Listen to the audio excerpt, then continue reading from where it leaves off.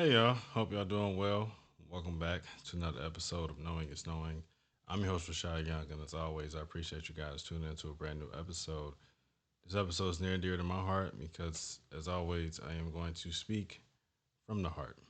And if you listen to this on your favorite audio platform, or watching this on YouTube or any of my other social media platforms, such as TikTok or Instagram, then I hope you give me a follow because I would appreciate that.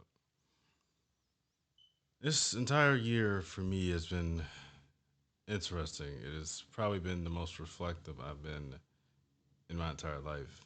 It is something about turning 30 to me that really has taken me in a different sense of thought. It's almost as if I feel that I'm having a early 30 midlife crisis. It blows my mind that I've been on this earth for 30 years and so many lessons have been learned and so many themes that I've experienced that I can grasp. And the one thing that I don't think I express more authentically on this platform is my struggle with finding true fulfillment. I've mentioned burnout in many of my episodes, but I don't think that I've sat around and talked about how hard it is for me to sometimes find the fun in the middle. If you know me well enough, that I am a man of extremes. I'm either going to be very interested in it or I'm not. And there's no in between, and it's something that I need to do better with. Um, I have gotten to a point where I have become, I think, weirdly enough, too ambitious. My goals have been my new markers to find a sense of fulfillment in self. It's almost to me in my mind that I am playing catch up, that I am missing out on something so great because I feel that I need to be doing something. And all I'm doing is fall into the hands of society, of which we place time markers on things to determine the value of oneself and one's growth. Life is an evolution. Everything that comes in this life will go and it will continue. In this moment, the mere matter of us experiencing this life, we've already broken so many statistical records that many people may never experience being on this earth. The fulfillment that comes within that should be so much greater. We should all be so much we should have so much gratitude behind just living and experiencing that many of us are caught up in the monotony of what life brings. The daily stresses, the fears, the anxiety, the worries, of trying to figure out what is it that I'm supposed to do. That we don't sit back and smell the roses. I don't sit back and smell the roses. Some people will call it monk mode, where you get super fixated on self development that you feel that you have to block out every distractions to truly enjoy the next step in your life to get to that next level. We often talk about the great sacrifices that come with success, the steps you have to take in order to feel successful. In actuality, we are damaging relationships and connections with people who especially support you that are often the most meaningful because we're trying to reach a status within self and often through the eyes of others. I started reflecting on my high school years and even early college years and how much I have pushed away just opportunities to just do what everybody does, go to parties, have fun, talk to people. That my love for intelligence and working on something has created this moment, buildups of wanting to feel that I'm a part of something greater, to feel alive. I can sit here and I can be honest with you. I don't know the last time I felt that way. A lot of times I feel like I have been operating in a sense of roboticness, like a robot at times. You know, the grind is here, and I know what I have to do every day. And I ask myself this question as I ask people that I've talked to, rather it is in professional and clinical settings, but I don't ask myself this question: when was the last time that I was genuinely happy?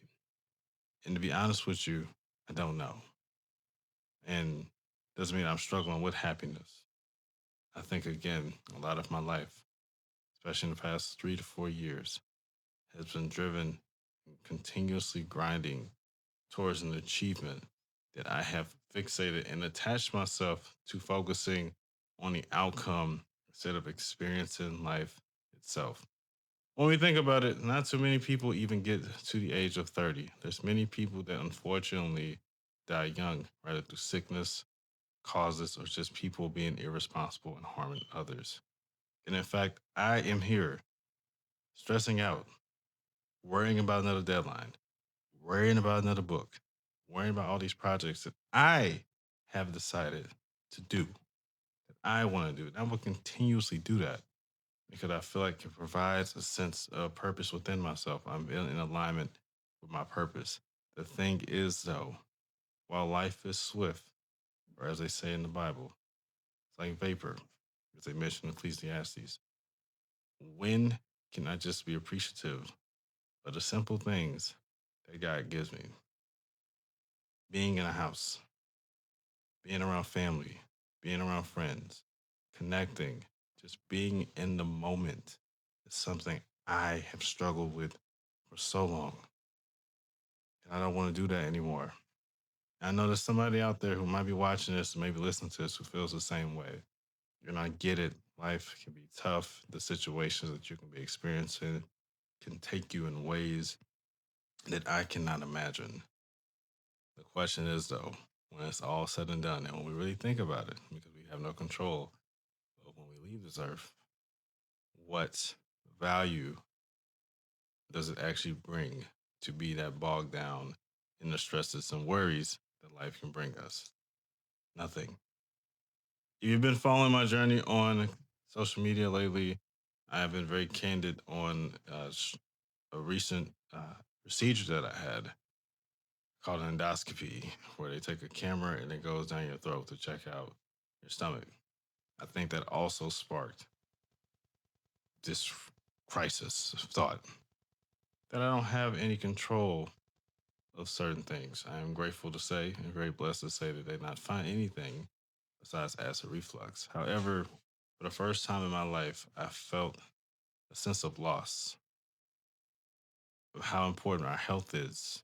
And I sat around and I thought about not only just the things that I've consumed just from 20 to 30, but the things I've stressed out about, the things I've worried about, the different layers of burnout I put myself into that is harming the one thing that I can control, which is my body. I can control what I eat, I can control what I consume.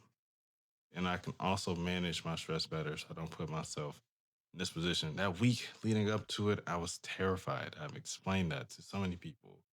I had a deep fear of sedation. I haven't been sedated in a very long time. I think I was 6 or 7. And for the first time, it drew something in me to realize that I have a control problem. I have a fear of a loss of control. That I have to put my hands in trust within medical professionals to ensure that everything goes smooth. And when I got there, everything happened so quick. I didn't have a chance to really be worried. And I was in the waiting room, or the pre-op room, where it was other people there. Other people in the room. Everybody was getting there, for men and women there, for a colonoscopy or an endoscopy. And I overheard a guy as I had an IV and I'm waiting because I knew I was next. And he asked the lady, "How long are both procedures?" Just he was curious. She said 30 minutes. And he asked for the time of an endoscopy. And he said 10. And for the first time, I laughed. As fearful as I was, I'm over here stressed out and worried about something that happens in 10 minutes. Now, that is small, but it provides a bigger message. We can inflict more of a negative experience in our life because we want to control things that we can't. And again, in actuality, when you really think about it, what can we control? Our attitude, what we consume, things we believe in, our influence, we want to surround ourselves by. That's about it. Can I control the things within our health? Unfortunately, yes, you can control what you consume, but the way that life works, some people get some very interesting things out of nowhere. The healthiest of people, So it begins to ask ourselves, or it draws up a bigger question: why worry when we have little control? So I want to lead you with this: is that do all the things that bring you joy. Doesn't matter what it is. If it's the craziest idea, just do it, because so many people have not had the opportunity to do it. Not live your life full of regrets. Do everything that sets your heart on fire. Do anything that makes you feel that you have accomplished everything. Do not let life and time continue to pass on by because of your fears, your worries, because you don't have control of the time that you have. Embrace it and enjoy everything that comes with it. And if you're a person of faith, give all your worries to God. That's something that I've had to do. And I can be candid. My journey with God, even being baptized about a year ago, has still been ongoing. And the biggest problem is not God, it's me. I want to still have control. I cannot allow God to enter my life in its fullness if I still want to control everything. This is why these struggles happen. And if God can see this, I want him to know you got my attention. And I'm no longer fighting things that I know I cannot control. I appreciate y'all, and I will see you guys soon. Peace.